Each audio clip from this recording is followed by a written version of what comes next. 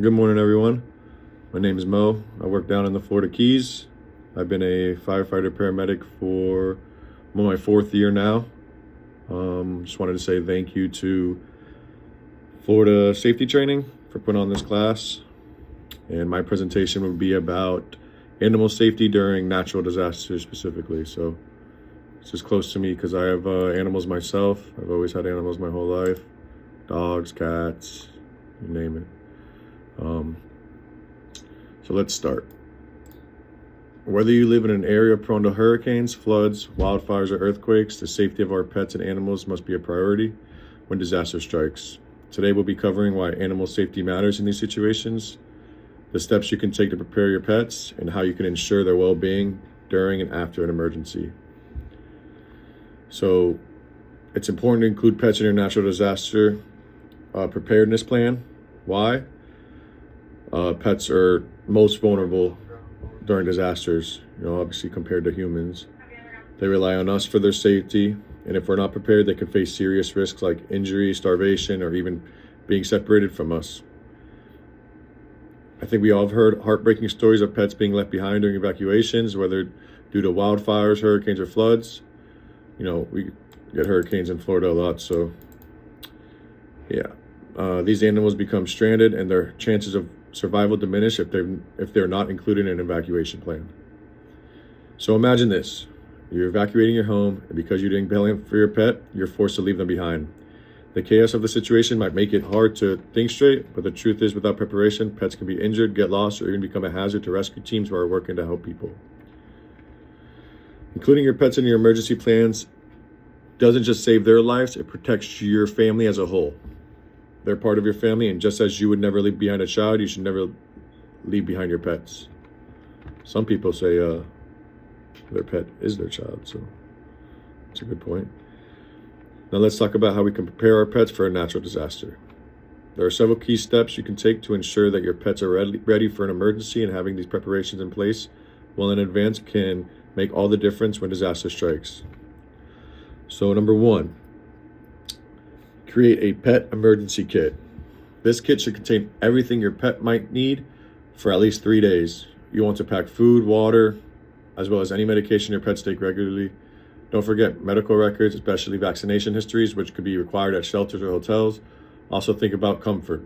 Familiar toys, blankets can be a big help in calming your pet during stressful times. Number two, make sure your pet is properly identified.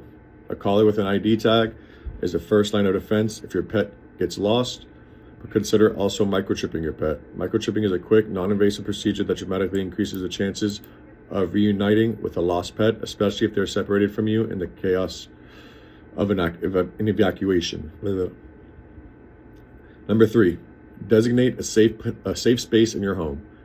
During emergencies, it's important to have a safe area where your pet can go. This could be a bathroom, a utility room, or any room that's away from windows, flying debris, and other dangers. This gives your pet a secure place to wait while you focus on evacuating or dealing with the immediate crisis. It's also a great idea to practice getting your pet into this safe area so they're familiar with it before disaster strikes. All right, let's talk about what happens when it's time to evacuate or seek shelter. Number one, never leave your pets behind. If you need to evacuate, your pets need to come with you. There's no stay behind option for animals. I know evacuation plans can be hectic and rushed, but if your pet isn't with you, they're at risk. They may not have access to food, water, or shelter, and there's always the risk of them getting lost in unfamiliar surroundings. Number two, know where the pet-friendly shelters are. Before an emergency hits, identify nearby shelters or hotels that accept pets. This might require a bit of research, but trust me, it's worth it. Some shelters might have specific requirements like up-to-date vaccination records or the need to pre-register, so be sure to plan ahead. If you live in an area where pets are typically not allowed, reach out to local shelters or hotels to see if any are opening their doors to animals during emergencies. When you're prepared, you're not scrambling to find a place to stay when disaster strikes. Number three, proper use of leashes and carriers. When it comes time to evacuate, your pet should always be on a leash or in a carrier. I think that's pretty self-explanatory. Things can be stressful. Your pet might panic, you might panic. You know, having them secured is definitely, you know, makes a safer outcome for everyone. So that one's pretty self-explanatory to me. You know, a few key reminders. Make sure to prepare early. You know, don't wait for a disaster to strike before making a plan. Get your emergency kit ready. Ensure your pets are properly identified. You know, all the stuff we went over. Practice evacuation plans with your pet. You know, I wouldn't say talk to them. I don't think they'll understand you, but, you know, just like a fire drill, or, you know, it'll help the situation be more comfortable and not as stressful. And the last one, stay informed.